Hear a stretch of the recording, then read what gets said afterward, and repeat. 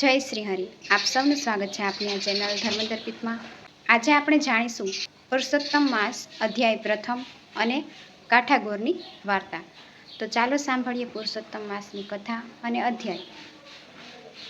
બોલો શ્રી પુરુષોત્તમ ભગવાનની જય. જય શ્રી હરિ. પુરુષોત્તમ ભગવાનની જય. અધ્યાય પહેલો. સંત શ્રેષ્ઠ સુખદેવના પાવન પગલાં. પૂર્વકાળે જ્યાં જીવ માત્રને સતત પ્રભુ નામ સ્મરણની જ ઈચ્છા થતી રહે છે, એવા નૈમિષારણ્યની પાવન ભૂમિમાં અનેક સંતો ઋષિમુનિઓ પોતાના શિષ્યગણો સહિત આશ્રમોમાં પવિત્ર જીવન વ્યતીત કરતા હતા. રોજ યજ્ઞ યાગ અને હોમ હવન થતા, પવિત્ર સ્વાહાકાર થતો, જ્ઞાનની ચર્ચા થતી, આત્માના મોક્ષ માટે સત્સંગ થતો અને જીવ માત્રનું કલ્યાણ થાય તેવા બોધપાઠ થતા. એક પાવન પ્રભાતે મહાજ્ઞાની મહર્ષિ વ્યાસના જ્ઞાની શિષ્ય સુત પુરાણી તેમના શિષ્યગણો સાથે આ પાવન ભૂમિમાં પધાર્યા. સુત પુરાણીના અગાધ જ્ઞાનનો લાભ લેવા માટે યજ્ઞયાગ કરતા કરતા ઋષિમુનિઓ સુત પુરાણીનું સુવાસિત સત્સંગ સાનિધ્ય માણવા આવ્યા. સતત આત્મજ્ઞાનનું ચિંતન કરતા સૌનક નામના ઋષિએ પ્રશ્ન કર્યો, હે મહાજ્ઞાની સુત પુરાણીજી, આપ કથામૃતના સુધાશ્રવણ દ્વારા તન્મનનું કલ્યાણ કરવામાં અતિ કુશળ છો. આજે ભવસાગરમાં ડૂબકા ખાતા અને ભવાટવીમાં અટવાતા માનવ જીવનનું કલ્યાણ થાય તેવી કોઈ પાવન કથા અને કૃપા કરો. કારણ કે જ્ઞાનનો સૂર્ય સોળે કળાએ ખીલે ત્યારે જ અજ્ઞાનરૂપી અંધકારનો નાશ થાય છે. આ સાંભળી સુત પુરાણી ગદગદ અવાજે બોલ્યા, હે મહાજ્ઞાની મુનિવર્ય, આપનો પ્રશ્ન અતિ ઉત્તમ અને પાવનકારી છે. જગતના જીવ માત્રના કલ્યાણાર્થે છે. હું પણ તન્મનના મોક્ષાર્થે તીર્થયાત્રાએ નીકળ્યો છું.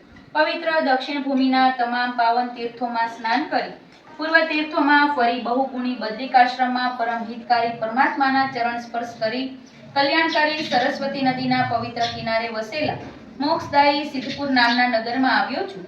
ત્યાં મને ખબર મળ્યા કે હસ્તિનાપુર નગરના મહાપરાક્રમી રાજા પરીક્ષિત રાજપાટનો ત્યાગ કરી ગંગાજીના પાવન કિનારા પર 7 દિવસનું અનશન વ્રત ધારણ કરી બેઠા છે. રાજાઓમાં શ્રેષ્ઠ એવા રાજા પરીક્ષિતને અનેક સિદ્ધ ઋષિમુનિ વર્યા કથા શ્રવણનું શુદ્ધાપાન કરાવ્યું. જગતના કલ્યાણાર્થે રાજા પરીક્ષિતે મહર્ષિઓની સંસારરૂપી સર્પના અગ્નિજ્વાળા ભર્યા મુખમાંથી મુક્તિ મેળવવા પાવન પ્રશ્નો પૂછી રહ્યા છે. વેદ શાસ્ત્રો અને ઉપનિષદોના જ્ઞાતા એવા મહર્ષિઓના શ્રી મુખેથી સરેલી અમૃતવાણીનું શ્રવણ કરવા હું ગંગા કિનારે પહોંચ્યો. ત્યાં સહસ્ર સિતારાઓની વચ્ચે શોભતા સોળે કળાએ ખીલેલા શશી જેવા સુખદેવજી, જેઓ 16 વર્ષની અવસ્થા ધરાવે છે, દિગંબર તથા રવિના તેજ પુંજ જેવા છે, તેઓ ત્યાં બિરાજમાન હતા. ઋષિમુનિઓ ઉત્સુક બનીને સુખદેવજીના શ્રીમુખમાંથી નીકળતા શબ્દોને ચીલી રહ્યા હતા. જ્ઞાનની શીતળ વર્ષામાં સૌ જિજ્ઞાસુ ભીંજાતા હતા.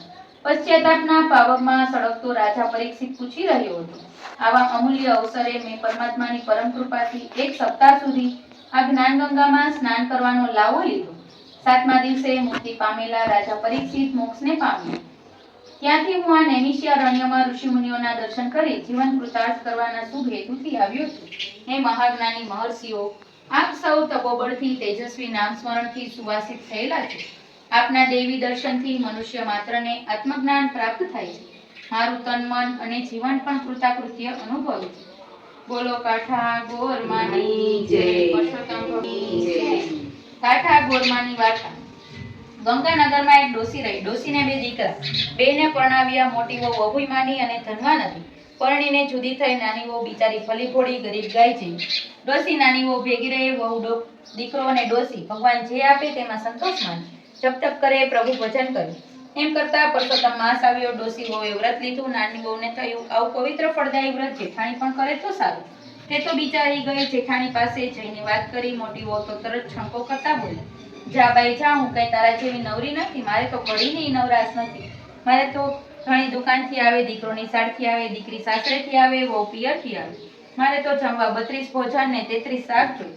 મારે કપાળે ટીકો ને કાખમાં ટીકો, ઝૂલતું પારણું ને ઘમર વલોણું, ખતખતતી ખીચડી ને સુવાવડી દીકરી. મારે તો કઈ ટીલા ટપકા કરવાના નથી ને અપવાસે કરવાના નથી. ભગવાન તો જાય રસા તળ ને કાઠા ગોરનું ફૂટે કપાળ. તું તારે ભજ તારા ભગવાનને ને જમાડ તારા ભામટાઓને. મારી જાણ બલારા, જાનથી વેગળી ખસ. નાની વહુ તો એનું આવું અપમાન થયું એટલું દુઃખી હૃદયે ચાલી ગઈ. એણે પરસોત્તમ માસમાં ભગવાનના જપ તપ અને એકટાણા કરવા માંડ્યા. ભાવથી પરસોત્તમ ભગવાનને ભજવા લાગી. રોજ બ્રાહ્મણને જમાડી જમતી, રાતે પ્રભુ ભજનમાં લીન થતી. આ વાતને થોડા દિવસ થયા. કાઠાગોર જેઠાણી પર કોપાયમાન થયા. ઘણી પેઢીથી ન આવ્યો, દીકરો નિશાળથી ન આવ્યો, દીકરી સાસરેથી ન આવી, વહુ પિયરથી ન આવી. ઢોર સીમમાં જ રહી ગયા. જેઠાણીનો શોકનો પાર ન રહ્યો. એ તો રડતી રડતી ગઈ દેરાણી પાસે ને છેણ રોદણા રોવા માંડી. મારો દીકરો ને ધણી ખોવાઈ ગયા, મારી દીકરી સાસરેથી ન આવી, મારી વહુ પિયરથી ન આવી, મારું તો કિસ્મત ફૂટ્યું. ત્યારે ડોસી એને સમજાવ્યું, કાઠાગોરનો કોપ છે, માટે વ્રત કરીને કાઠાગોરને રાજી કર. કાઠાગોરનું અપમાન કર્યું છે એટલે આવા દિવસો આવ્યા છે. તેને મન કાઠાગોરની માફી માંગી વ્રત કરવાનો સંકલ્પ કર્યો. જેઠાણે ખભે લાલ ચૂંદડી લીધી, જમણા હાથમાં કળશ થાળ લીધા, ધૂપ દીપ પુષ્પ લીધા, અબીલ ગુલાલ લીધા, શ્રીફળ સુપારી લીધા. કાઠાગોરનું ભાવથી પૂજન કર્યું. આંખના અશ્રુથી કાઠાગોરના ચરણ પખાડ્યા. આજીવન વ્રત કરવાનો સંકલ્પ કર્યો. કાઠાગોરની કૃપાથી છેવટે સારા વાના થયા. પતિ પુત્ર પાછા ફર્યા. દીકરી સાસરેથી આવી, વહુ પિયરથી આવી, ઢોર સીમમાંથી આવ્યા. જેઠાણી તો રાજીની રેડ થઈ ગઈ. આ કાઠાગોરનો આભાર માનવા લાગી, મનમાં પસ્તાવા લાગી. હવે જીવનભર કાઠાગોરનું વ્રત કરીશ. મનોમન નક્કી કર્યું. બ્રાહ્મણને જમાડી વ્રતનું ઉજવણું કર્યું.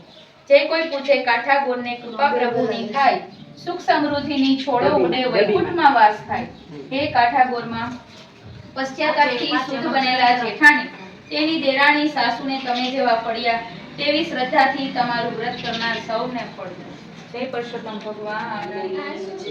શું ઈ વાડ છે? હજી એક વાર્તા બાકી. શું તપિયાની વાર્તા. શંકરને પાર્વતી વનમાં જતા હતા. તપિયો તપ કરતો હતો. માતાજી કહે, જો પ્રભુ કેવો તપિયો તપ કરે છે? તો ભગવાન કહે, એ તપેશ્રી નથી, એ તો લોભેશ્રી છે.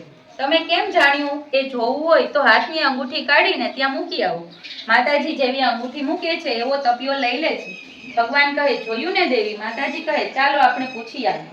ભગવાન અને માતાજી પૂછવા જાય છે. બોલ તું તપેશ્રી કહે કે લોભેશ્રી? માતાજી, અત્યાર સુધી તો તપેશ્રી હતો, પણ હવે લોભેશ્રી થઈ ગયો છું. માંગ માંગ, ચોર કહી ના મરે. માતાજી માંગે એટલું. કોઈ બાપુ વાર્તા રે વાર્તા કરે, એમાં મારો ચોથો ભાગ. કઈ ગાંડો થઈ ગયો છે, કઈ ઘેલો થઈ ગયો છે. કોઈ બાપુ કેવી રીતે વ્રત કરતી હોય, કોઈને નાના છોકરા હોય, કોઈને ઘરના જાજા કામ હોય, એમાં ચોથો ભાગ ક્યાંથી આવે? માતાજી, તમારો બોલ ગયો ને મારો બોલ ગયો. માતાજી કહે, તારો બોલ ન જાય, મારો બોલ ન જાય. આજ જે કોઈ વાર્તા કરે એમાં તારા બે વેણ બોલે તો તેને તારા તપનું ફળ મળે અને વ્રતનું ફળ મળે. તપ્યો તું તપેશ્રી, અમખે તારો વનમાં વાસ, અમારો ઓરડે વાસ. ઘરના આંગણા વિસર્યા નાયા તો, પરમાણાખું ઘર્યું ઘમકા કરે આવ્યા. સ્વર્ગના વિમાન સ્વર્ગની મંડળી, સાંકડી ત્યાં બેઠા પાર્વતીનાથ. સેવ સુવાડી લાપસી જમે, ભોળાનાથ ભાવતા ભોજન જમે. ઉગરતા આપણે ઉઠો બાયું ને ઉઠો બેનડી. ઉઠો બાયું ને ઉઠો બેનડી.